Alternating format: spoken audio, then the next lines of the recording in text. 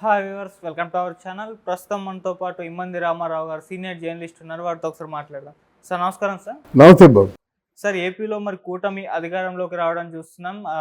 చంద్రబాబు నాయుడు గారు మరి చీఫ్ మినిస్టర్గా తొందరలో ముఖ్యమంత్రిగా ప్రమాణ స్వీకారం కూడా చేయబోతున్నారు రేపు 9వ తారీఖున. ఈ నేపథ్యంలో కూటమికి ఇంత భారీ మెజారిటీ రావడానికి, ఇన్ని సీట్లు దక్కించుకోవడానికి గల కారణం ఈవీఎంలను చంద్రబాబు నాయుడు గారు ట్యాంపరింగ్ చేశారని చెప్పేసి ఒక ఆరోపణ, అది కూడా జగన్ మేనమామ రవీంద్రనాథ్ రెడ్డి దగ్గర నుంచి రావడం చూస్తున్నాం. సార్ మరి ఆరోపణ పైన మీ ఒపీనియన్ ఏంటంటే, నిజంగా ఈవీఎంలను ట్యాంపరింగ్ చేయొచ్చు అంటారా? అసలు మీ ఒపీనియన్ సార్ ఆయన కామెంట్స్ పైన. మరి లోపల 151 సీటు వచ్చింది. అప్పుడు మీరు చేసిన పని ఇదేనా? ఏమైనా ట్యాంపరింగే చేశారా? ఒకళ్ళని గెలిచినట్టుగా ప్రకటించి పవన్ కళ్యాణ్ని తర్వాత ఓడిపోయారని చెప్పారు. అది మీ మహత్యమేనా? అందువలన ఇలాంటి పిచ్చి పిచ్చి మాట్లాడకూడదు. మాట్లాడామంటే దానికి ఒక ఆధారం, స్వచ్ఛత ఉంటుంది. మీరు ఈవీఎంనేమో నేలకేసి కొట్టారు. దాంట్లో పాము ఉంది, ఆ ప్రజలు రక్షించడం కోసం ఈవీఎం పగలగొట్టానని చెప్పాడు. పాము ఉంటే పాము కనిపించాలి కదా. ఇలాంటి చిల్లర మాటలు మాట్లాడే వాళ్ళందరూ వైసీపీ పార్టీ వాళ్ళమాట. ఏవైనా వాళ్ళది నోరా డ్రైనేజా అండి? ఏమైనా విచక్షణతో మాట్లాడారా? అక్కడి నుంచి తీసి చూసుకొచ్చినట్టయితే రోజా గలీజీ మాటలు, రారా నన్ను చేయరా అంటది.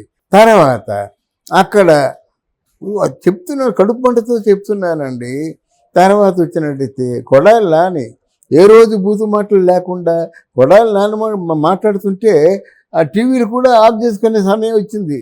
అలా ఆఫ్ చేసుకుంటున్నారు.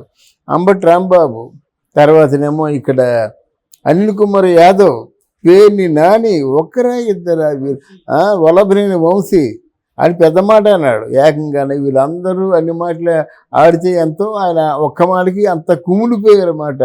అదే చలించిపోయారు అందరూ కూడా, ప్రజలందరూ కూడా ఇంత మాట అన్నాడా అని చెప్పేసి. అందులో ఎన్టీ రామారావు కూతురు పరాయి మనిషి కాదు. ఎన్టీ రామారావుని దేవుళ్ళ కొలుచుకున్నటువంటి వ్యక్తి తాలూకు కూతురు. ఆవిడ విషయం తెలుసా? చంద్రబాబు నాయుడు ఎలా పెళ్లి చేసుకున్నాడో తెలుసా వీళ్ళకి? ఏమీ తెలియకుండా కబుర్లు ఆడతారేమిటి? అందరు అక్క చెల్లెళ్ళు ఆవిడ చాలా సాత్వికురాలు, బయటకు మాట్లాడదన్నమాట. ఆవిడకి ఆ 53 రోజులు జైల్లో పెట్టిన తర్వాత కసి పెరిగిపోయి మాట్లాడింది, కానీ అది మాట్లాడదు. ఎవరు వచ్చినా కాఫీ, వాళ్ళ అమ్మకు వచ్చిన అలవాటే ఉంది. వాళ్ళ అమ్మగారు కూడా తారకమ్మ వచ్చిన రాగానే బాబు టీ తాగారా అంటుంది, లేకపోతే వెంటనే మీ టీ వస్తుంది, అంతే.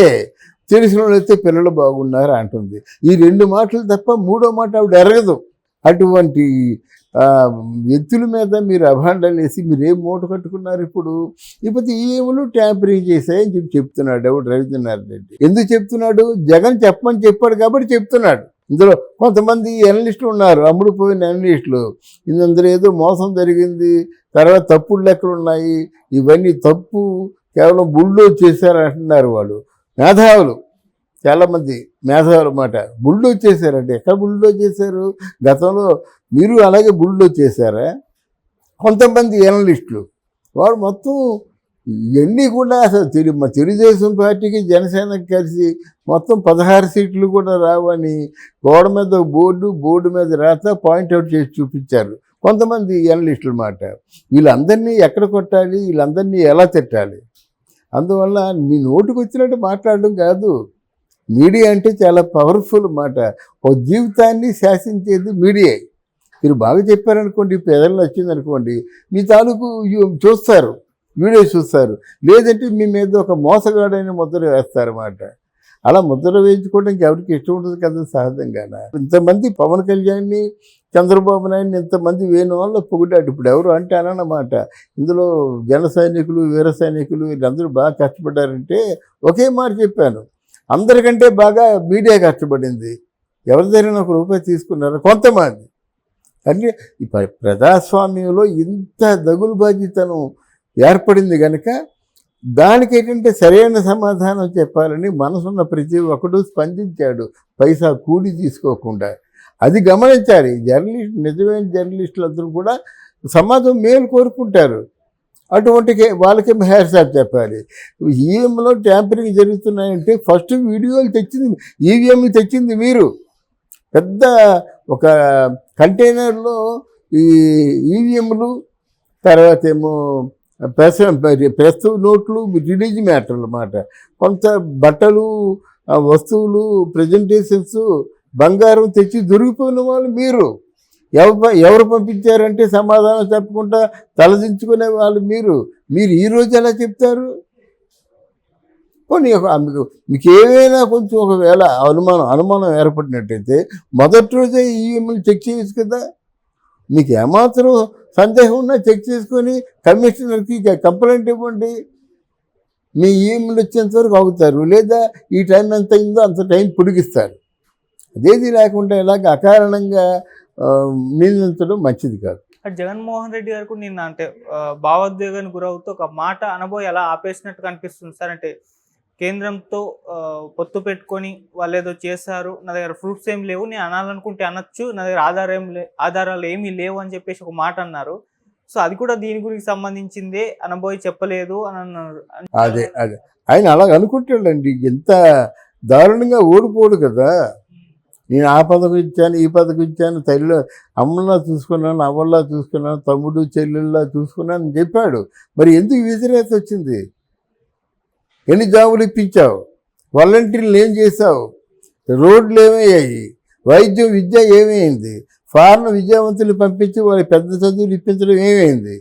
ఇది చేసిందల్లా ఏంటంటే అక్కడి నుంచి కేంద్రం నుంచి నిధులు వచ్చినట్టయితే నీకు కావాల్సింది నువ్వు తీసుకున్నా, మిగతా ఏదో అలా విధిలించినట్టు ప్రసాదం పంచినట్టు పంచామన్నమాట. ఇవన్నీ గమనిస్తున్నారు కదా. ఒక ముఖ్యమంత్రి లెవెల్లో ఉన్నాడేమో అబద్ధాలు ఆడొస్తే జనవరి 1 నుంచి మే నెల వరకు మీకు వేశాను మీ అకౌంట్లో అంటున్నావు. 5 నెలలు వేయలేదు. దీనికి సమాధానం ఏం చెప్తావు? వేయకపోతే వేయలేదే చెప్పాలి, వేస్తే వేసానని చెప్పాలి. ఈ 5 మాసాలు నువ్వు డిఫాల్టర్ అయిపోయావు కదా. నువ్వు తీసిన గోతులో నువ్వే పడ్డావు. అరే లెక్కింపుకి దగ్గర పడినప్పుడు ఎగ్జిట్ పోల్స్ వచ్చేసాయి.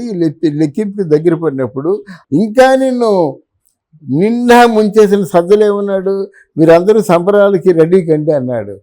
ఇది మాయ మాటలు కాదు. చంద్రబాబు ఏమి నోరిప్పాడా? మనమే గెలిచేస్తున్నాం అన్నాడా? ఏమన్నది కదా. మరి మీ అందరూ సంబరాలు రెడీ అండి అన్నాడు. హోటల్ బుక్ చేస్తా అన్నారు, హోటల్ నిండిపోయాయని చెప్పారు. ఫ్లైట్లు టికెట్లు లేవని చెప్పారు. ఇవన్నీ చెప్పింది మీరే కదా. ఎందుకంత తొందరపడ్డారు అని ప్రజలు అడుగుతారు, మనం కాదు. తొందరపడింది మీరు, దుష్ప్రచారం చేసింది మీరు. కాస్త రాంగ్గా మీకేమో మీ క్వార్టర్లో ఉండే వాళ్ళందరూ చెప్తే రోజా ఓడిపోయినా సరే నేను ఓడిపోయినా మా జగనన్న అత్యధిక మెజార్టీతో గెలిచింది. ఎవరు ముంచారు? కొడాలి నాని మరి మాట్లాడలేదు, పేర్ని నాని మరి మాట్లాడలేదు, అలాగే అనిల్ కుమార్ యాదవ్ మాట్లాడలేదు, విడుదల రజనీ మాట్లాడలేదు, అంబటి రాంబాబు మాట్లాడలేదు. ఇంకేముంది? మీ తాలూకు ముక్కు, చెవులు, గొంతులు అన్నీ మోగిపోయాయి. ఇప్పుడు ఏం చేస్తాడు? ఈ చుట్టూ ఎంతమంది ఉంటారు? ఈ సజ్జలు కూడా వెళ్ళిపోతాడు, ఎక్కడో కాడ ఉద్యోగం కావాలి. విజయసాయి రెడ్డి వ్యాపారాలు ఉన్నాయి, చూసుకుంటాడు. సుబ్బారెడ్డి మళ్ళీ నాకేదో నామినేటెడ్ పోస్ట్ ఉంటే బాగుంది అనుకున్నాను, కానీ ఏ పోస్టు లేదని పాపం దిగులు చెందుతారు అన్నమాట. ఈయన ఇక్కడ మొహం చూపించలేక మళ్ళీ ఏలన్నా వెళ్ళిపోవాలి. ఎప్పుడు ఇక్కడ ఆయన మీద శిక్షలు లేకుండా ఉండి ఈయన మీదేమో ఇది సిబిసిఐడి అంతకుముందు ఉన్నటువంటి లెక్కల ప్రకారంగా ఆయన వాయిదాలకు వెళ్ళలేదు, అది నేరం కనుక ఆయన చేసిన నేరాలకి తగిన శిక్ష వేయడం ఖాయం. శిక్ష వేస్తే జైల్లో ఉంటాడు. ఏదో శిక్ష తప్పించుకుంటే ఏలాంటన్నా వెళ్ళిపోవాలి కూతుర్ల దగ్గరికి. మళ్ళీ ఇంతలో వైసీపీ పార్టీ వస్తుందన్నటువంటి ఆశ లేదు. అదేనండి, మీ కుటుంబంలో ఉన్న వివాదాలు తాటాకు మంటలు అంటే అన్నమాట. తాటాకు చూడటం మంట ఎలా గుప్పుని వెలుగుతుంది అన్నమాట. ఆ మంట ఎప్పుడు చల్లారిపోతుంది. అంటే ఈ కుటుంబంలో ఉన్నటువంటి ఇట్లాంటి ఏవైనా కొంచెం thank you so much. Thank you అమ్మ.